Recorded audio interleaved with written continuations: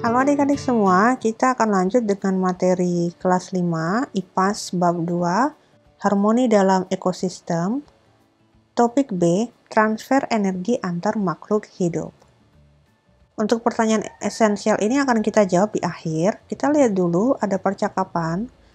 Menurut kalian, jika tidak ada tumbuhan, apa yang akan terjadi pada manusia dan hewan? Jika tidak ada tumbuhan, maka tidak ada energi. Benar juga ya, jika hewan herbivora tidak dapat makanan, lalu kita dan hewan karnivora tidak dapat sumber energi juga.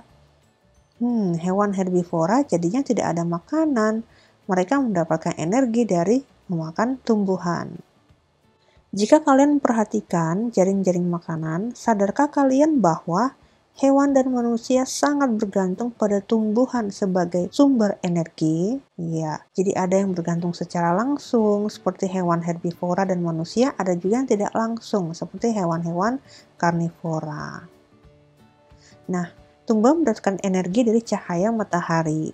Energi yang dihasilkan pada proses fotosintesis digunakan oleh tumbuhan untuk tumbuh dan berbuah. Sisa energi yang masih tersimpan dalam tumbuhan akan diambil oleh hewan yang memakannya gitu. Dan hewan tersebut akan mendapatkan energi untuk tumbuh, bergerak, dan berkembang biak. Oke, seperti itu. Dan energi ini akan terus ditransfer antar makhluk hidup sampai kembali lagi ke tumbuhan dalam bentuk humus di tanah. Ya, ingat ya, kemarin kita udah bahas apa itu humus ya, pengurai ya, dan sebagainya. Sekarang kita lihat di sini ada namanya piramida makanan. Piramida makanan sama seperti jaring-jaring makanan yang menggambarkan hubungan makan dan dimakan antar makhluk hidup. Namun, pada piramida makanan, kita dapat melihat banyak energi yang tersedia. Nah, masing-masing peran pada piramida makanan ini diletakkan seperti gambar berikut. Jadi ini adalah produsen yang di paling bawah ya. Ini produsen dengan proporsi yang paling besar. Lalu konsumen tingkat 1, oke. Terus konsumen tingkat 2, lalu konsumen tingkat 3. Di sini ada keterangan, semakin rendah tingkatannya akan semakin banyak jumlah tumbuhan atau hewan yang termasuk di dalamnya. Jadi ini semakin rendah berarti semakin besar ya persediaannya. Nah, sebaliknya semakin tinggi tingkatannya, maka semakin besar ukuran dan semakin sedikit jumlah hewan yang termasuk di dalamnya. Maksudnya yang ini ada tumbuhan, ya, buah-buahan, bunga. Nah, ini mereka banyak ya tersedia, tapi emang ukurannya itu sedikit atau kecil. Sedangkan untuk tingkatan yang paling tinggi ini misalnya burung elang, ukurannya besar ya. Ukuran dari hewan ini besar sekali, tapi jumlahnya atau populasinya itu di dalamnya sedikit, seperti itu. Kenapa demikian? Hal ini berkaitan dengan transfer energi yang terjadi antara makhluk hidup, seperti itu. Jadi kalau mau kita simpulkan ya, dari pembelajaran sebelumnya ini ada istilah rantai makanan. Biar adik-adik tidak bingung, kita rangkum seperti ini. Rantai makanan ini menunjukkan hubungan makan antar organisme gitu ya, antara A dan B dan C dan D gitu. Nah, yang berikut ada yang namanya jaring makanan. Ini terdiri dari beberapa rantai makanan. Jadi dia nggak yang horizontal begini, jadi dia bisa dinamis, bisa kemana-mana. Yang mengkonsumsi ini bisa bukan hanya satu konsumen, tapi konsumen lain, dan seterusnya gitu. Nah, lalu yang berikut juga tadi ya, ada namanya piramida energi. Ini menggambarkan aliran energi dalam ekosistem tadi. Kita kembali. Mari refleksikan, mengapa makhluk hidup membutuhkan energi? Ya, makhluk hidup membutuhkan energi untuk pertumbuhan, pergerakan, reproduksi, dan lain-lain. Bagaimana transfer energi terjadi pada suatu ekosistem? Ya, melalui rantai makanan di mana energi dari produsen, misalnya tumbuhan, ditransfer ke konsumen primer dan seterusnya. Yang ketiga, apa arti tanda panah dalam jaring-jaring makanan? Kalau masih ingat ya, tanda panah dalam jaring-jaring makanan itu apa ya? Ya, tanda panah menunjukkan arah transfer energi dari satu organisme ke organisme lainnya. Yang berikut, apakah ada hubungannya populasi suatu makhluk hidup dengan transfer energi? Bisa lihat pada piramida makanan yang kalian buat untuk membantu menjawab pertanyaan ini. Ya, populasi suatu makhluk hidup dalam piramida makanan ya cenderung berkurang seiring naiknya tingkat trofik.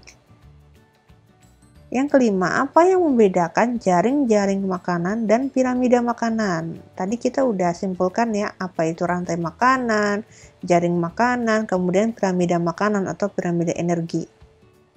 Ya, jaring-jaring makanan itu adalah hubungan makanan antar berbagai organisme dalam suatu ekosistem. Sementara piramida makanan itu transfer energi dari satu tingkat trofik ke tingkat trofik berikutnya. Jika masih ingat adik-adik, kita kembali ke sini. Pengertian tingkat trofik ya. Tingkat trofik posisi makhluk hidup dalam rantai makanan. Sekali lagi, posisi makhluk hidup dalam rantai makanan. Yang keenam, apa yang bisa kita pelajari dari hubungan makan dan dimakan antar makhluk hidup? Kita bisa belajar tentang cara berbagai makhluk hidup saling terhubung dalam ekosistem ya, dan bagaimana perubahan dalam populasi satu spesies bisa mempengaruhi ekosistem secara keseluruhan. Kalau adik-adik punya pengalaman belajar yang lain, silahkan menggunakan kata-katanya sendiri ya. Yang lain juga ini sebenarnya adalah alternatif jawaban inti daripada jawaban yang bisa kita sampaikan untuk materi refleksi ini. Yang berikut adalah energi yang disalurkan antar makhluk hidup. Jika kita perhatikan, semua energi bermula dari matahari, ya kan? Tanpa matahari, tanaman tidak bisa memproduksi makanannya. Demikian, tidak ada produsen yang bisa dimakan oleh herbivora. Hal ini akan berdampak pula dengan kelangsungan hidup hewan karnivora. Luar biasa ya bagaimana energi bisa disalurkan antar makhluk hidup. Nah, lantas apakah energi yang sudah diambil dari tumbuhan bisa kembali lagi ke tumbuhan? Nah, jangan lupa tentang peran dekomposer ya atau pengurai yang menguraikan bangkai makhluk hidup. Dengan adanya dekomposer, energi akan tersalurkan kembali ke tumbuhan melalui nutrisi dalam tanah. Jadi apa yang semula diambil dari tumbuhan akan dikembalikan lagi dengan peran dekomposer. Semua ini sudah diatur oleh Sang Pencipta agar alam tempat tinggal kita berlangsung dengan harmonis. Apa yang sudah aku pelajari? Yang pertama, rantai makanan atau jaring-jaring makanan menggambarkan transfer energi pada suatu ekosistem. Lalu makhluk hidup mendapatkan energi dari makanan. Energi ini digunakan untuk tumbuh, bernafas, beraktivitas, berkembang biak, dan masih banyak lagi. Kemudian sisa energi yang didapat dari makanan disimpan dalam tubuh. Yang terakhir, piramida makanan menggambarkan energi yang tersedia pada suatu ekosistem. Ini juga berkaitan dengan banyak tidaknya populasi makhluk hidup dalam sebuah ekosistem. Nah, sekarang giliran kita menjawab pertanyaannya. Bagaimana transfer energi terjadi pada suatu ekosistem? Energi di suatu ekosistem ditransfer melalui rantai makanan, di mana energi dari produsen ke konsumen primer dan seterusnya hingga pemangsa tertinggi. Atau kalau mau dilanjut lagi sampai pada tahap dekomposer tadi ya. Apa peran tumbuhan dalam proses transfer energi di suatu ekosistem? Tumbuhan berperan sebagai produsen dalam ekosistem karena mereka mengubah energi matahari menjadi energi kimia melalui proses fotosintesis. Kemudian energi ini diteruskan ke konsumen lain dalam rantai makanan.